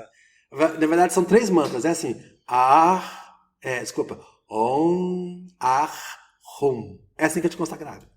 Só que tem um contexto, entendeu? Do mesmo jeito que o meu teve em contexto, esse Om, que é a consagração da água da tradição tibetana, que a gente usa, ela tem um contexto enorme. Sim. Entendeu? Que foi registrado, que tá lá no pergaminho. Se você for no templo tal, tá lá assim. Om significa isso. O Hum, o Om é na cor tal. O é na cor branca. E o Hum é na cor violeta. Então é branco, vermelho, violeta. Por conta disso, tá registrado lá no pergaminho do mestre tal, o Rinpoche das quantas lá, o Lama tal, falou aquilo. Virou lei. Sim, e você tem o registro no templo, ele também é o que fundamenta a prática, né? Exatamente. E aí, quando você chega nesse processo que você descreveu aí, seu pessoal, é uma síntese, mas é uma síntese que ela está buscando, é como se fosse um hiperlink de várias fontes diferentes, elas estão sedimentadas tanto em termos de registro físico, quanto em termos da experiência interna, e que elas concentram, né, numa interseção aquele poder. Faz todo sentido. Não, e dependendo da tradição, no meu caso, minha tradição é pequena, no sentido de número, mas numa tradição tibetana, que você tem 10 mil monges. Uau. A egrégora disso, pessoal, tem gente que não gosta de falar da palavra egrégora, mas egrégora, esse resultado energético dessa prática que foi repetida por... Você tem vídeo explicando de consagração da água em detalhes e porquê, não sei o que, da tradição tibetana, falando disso. E se você olhar 10 vídeos de pessoas diferentes, você vai ver que é resguardado as coisas da tradição.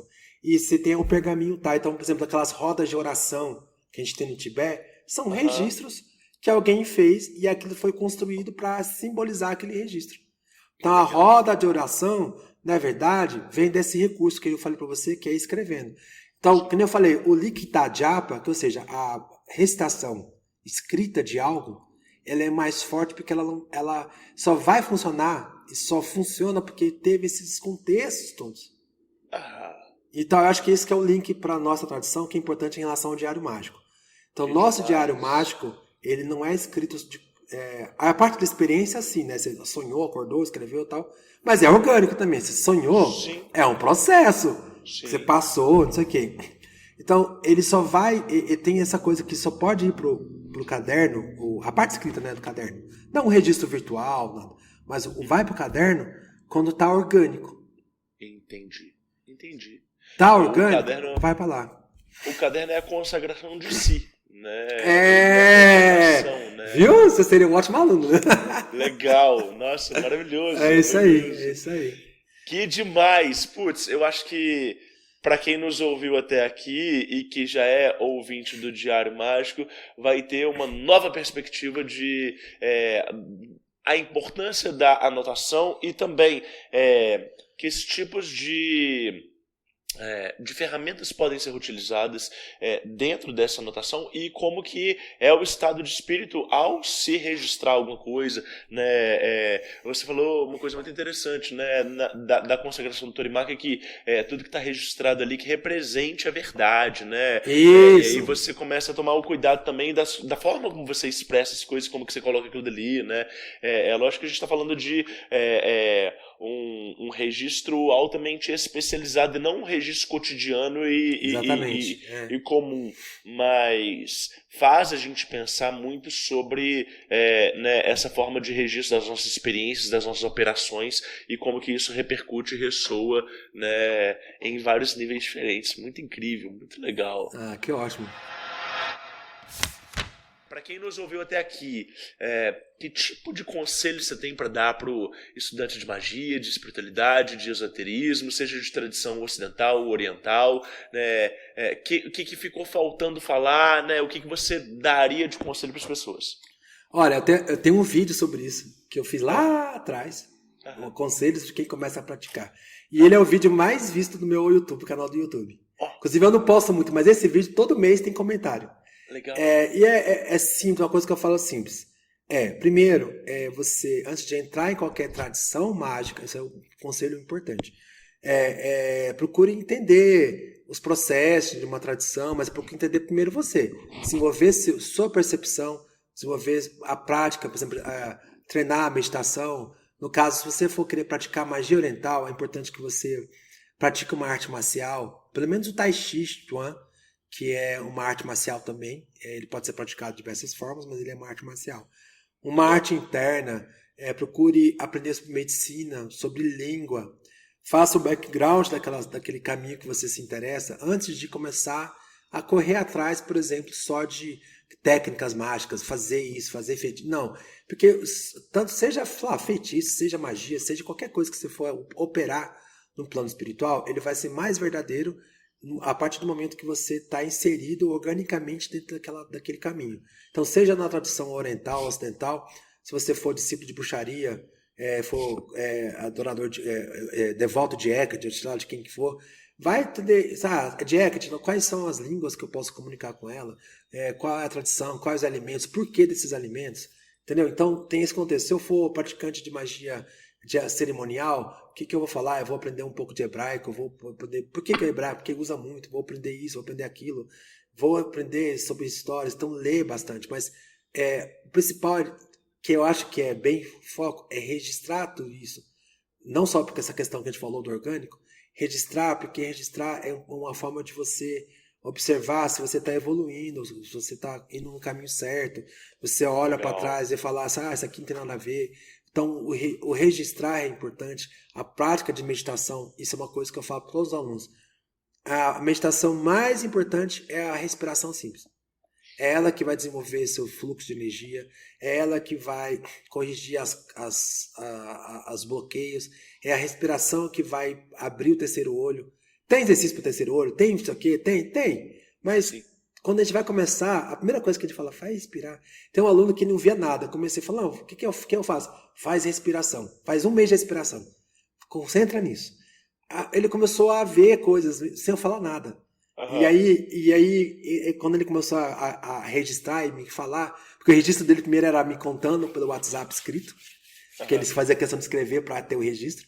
E aí depois, quando eu tinha uma conversa lá, depois de 2 anos, eu pegava lá no WhatsApp dele, voltava, o WhatsApp como forma de makimono, né? Voltava e falava assim, tá vendo, Thiago? Lá, 4 meses atrás, você falou isso. Você teve essa experiência. Isso aqui é isso aqui que você tá tendo agora. Tá vendo? Então, não precisa ser, que nem a gente falou, não precisa ser o Toramaki consagrado pelo raio, não sei o quê. Isso aqui tem um propósito na sua prática lá na frente. Mas o registro daquilo que você está vivenciando e os exercícios, registrar os exercícios, seja eles o mais simples possíveis que for, vai ter uma nuancezinha que você não sabe ainda. Mas a gente que já pratica há muito tempo já sabe. Aquele formigamento no dedão do pé significa que o meu estômago não estava alinhado, então o estômago está alinhado com o chakra central, então pode ser o meu ego que não esteja bem. Então, olha a loucura. Legal. Mas legal. Tem a ver, eu não inventei, isso acontece, eu tô meditando e eu senti um formigamento, dor nas costas. Tá, tem um bloqueio. Qual área das costas? Embaixo. Você tá com excesso de responsabilidade. Por quê? Porque tá ligado com esse meridiano, com não sei o que, não sei o que, não sei o que. É isso que às vezes eu falo quando a pessoa tem esse gancho lá na frente. Eu falo, tá vendo aquela dor que você tinha? Tá vendo essa situação que você tá passando aqui com sua mãe, seu pai, que você tá carregando a família nas costas? É aquela dor na meditação que você teve lá, que você não tá avançando. Sim. Libera isso aí. E agora você vai conseguir passar essa fase. E passa. Então, é isso. É meditar, praticar o básico, ir atrás da parte cultural, saber que existe. E principalmente, que é uma coisa que eu aprendi na minha vida, dê valorização ao local. Se você é brasileiro, valorize o que você tem no Brasil, as ervas brasileiras, os espíritos brasileiros, as entidades brasileiras. Não é porque da Umbanda ou do Candomblé. Candomblé e Umbanda é só uma forma de acesso. A gente respeita, é uma tradição muito importante, mas os seres são espirituais. Sim. Os seres, os espíritos, os mortos são espirituais. Tá, e o último que eu acho que o pessoal às vezes fala, não sei o que, mas eu acho que é importante falar é que o mundo espiritual não é brincadeira. Então, quando vai entrar em contato, você tem que ter todo um background, você tem que ter todo um recurso. Então, não vai sair fazendo só experimentação, porque a gente gosta dessa experimentação. Eu e você, a gente faz experimentação, mas a gente tem um background, nós temos guias, nós temos mentores, nós temos um treinamento que a gente passou para reconhecer o que é bom e o que não é. Sim. Né? Maravilhoso. Fred, para quem quiser te encontrar, aonde que é? É no Instagram? Tem site? Como é que é? Então, oficialmente é Instagram e Twitter, aí é Doce Frederico mesmo, você vai achar lá. No Instagram eu tenho 1 milhão de contas, que é a conta do ilustrador, conta da animação, do animação, do fotógrafo, do pessoal, e o Doce Frederico, que é da magia. Então no Instagram, acho que é a mensagem mais rápida que chega no Instagram. Tá. Aí eu tô fazendo um site, que eu tirei meus sites do ar, mas esse site eu tô construindo bem devagar, porque eu quero fazer uma coisa da hora, como designer. Legal. Mas logo vai ter esse site, já tem o domínio do site. Se você entrar lá, Doce Frederico, na internet, já tem um site lá qualquer, que é só um rascunho inicial. Nem é o que vai acontecer, mas se você entrar, vai estar lá, Doce Frederico. Mas é só um rascunho, não tem nada ainda. Mas eu tinha uma biblioteca virtual, né, no site da Marro. Eu tinha todos os registros de Grimórios e rituais da Marro online. Tinha tudo. Uau. Era um banco de ervas, não sei o que é. Aí o pessoal, quando eu tirei do ar, o pessoal xingou. Poxa, eu usava o site. Mas você não comentava? Eu ia lá, eu sabia que você estava usando. Então, se você, quando eu fizer o próximo site, o pessoal comenta, tá? Porque aí não tira do ar. Legal. Maravilhoso. Fred, obrigado, cara, por esse papo maravilhoso, pelo seu tempo, né, e por ter compartilhado tanta informação aqui com a gente. Foi muito legal. Obrigado a você, Rodrigo. Eu tava preocupadão, porque eu tenho mania de fazer essas aberturas, né? Esses links, então não, vamos concentrar. Mas foi bom, foi uma boa experiência falar disso desse jeito, com esse foco do Diário Mágico. Espero que eu possa ter ajudado aí muitas pessoas. Com certeza. E com certeza seu trabalho ajuda. Eu mesmo acompanho vários trabalhos. Muito obrigado pela essa oportunidade, Rodrigo. Obrigado por essa experiência. Obrigado você, que sensacional, maravilhoso.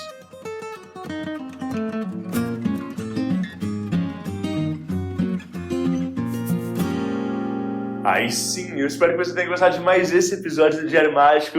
O Fred tem um repertório imenso, é muito incrível. Eu poderia ouvir ele falando sobre magia japonesa e sobre as incursões dele, né, no esoterismo, seja oriental, seja ocidental, por muito tempo. Mas eu acho que esse recorte foi muito legal, né, para conhecer melhor o Fred, para conhecer melhor a forma como ele, né, pensa o mundo. E é isso. O Diário Mágico, ele é feito por uma equipe. Eu sou o Rodrigo Vignoli, eu sou o apresentador e o idealizador disso tudo. E junto de mim está o Guilherme Neves, lá da @LepouProduções. E fazendo a nossa arte de capa está o João Paulo Ponciano. Vocês podem conferir a nossa galeria de artes lá no @Diário Mágico. Então entra lá, segue a gente, compartilha o episódio no Stories, marca a gente. E é isso, anotem os seus resultados. Lefou Podcasts.